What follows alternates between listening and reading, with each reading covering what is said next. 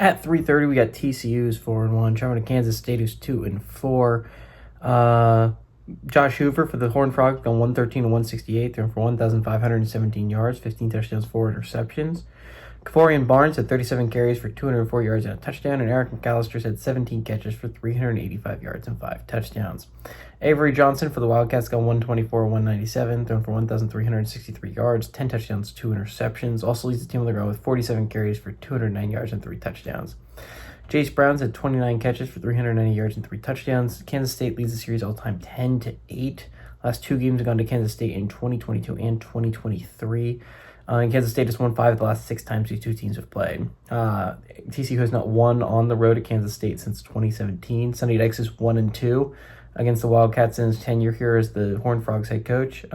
Chris Kleiman is 5-1 during his tenure at Kansas State against TCU. Okay, rather interesting game we were talking about. TCU is one of the contenders in the Big 12. If you're speaking seriously, the Horned Frogs are a really good football team. They only have 1 loss so far. This would be a 5-0 football team if they did not find a way to blow that Arizona State game a couple weeks ago.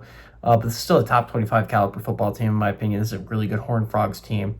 But this isn't a bad Kansas State team. I know their record says they're 2-4, and they haven't been great. I will not make excuses for them. But you look at their losses, they have a 1-possession loss to Iowa State, a 1-possession loss to Army, a 1-possession loss to Arizona, and a 1-possession loss to Baylor. A Baylor game, by the way, that they should have won. And you're just looking at it from that perspective. Kansas State is due for an upset. This is not an awful Wildcats team. I don't think Kansas State is a bad team at the level like West Virginia or Oklahoma State, where I don't think they can compete. Kansas State has an offense capable of competing. They have a defense capable of competing. They've just gotten bad luck. They haven't been able to close out games. And while that doesn't make you a good football team, I do think it's their record is a little bit not what this football team is. It's a big game for TCU too. I think this is a chance for a good look ahead. TBH, they play a big game against Baylor next week. A massive game against the Baylor Bears. That's going to be very determining of how their season's going to go from then on out. For both football teams, Baylor TCU is going to be a massive game next week. There's a chance for a look ahead here. But the record is not great for Kansas State. This hasn't been a great football team in the Wildcats. I think the Horned Frogs are a really good football team. I think they can do everything. Everything they still want to do is out in front of them. But I think this is a Wildcats team that is going to pull off a little bit of a shocker here at home.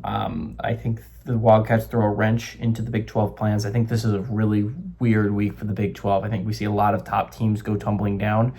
And I think this is one of the first dominoes to fall in that the Big 12 leaders come tumbling down. Give me the Wildcats to defend home field and beat the Horned Frogs.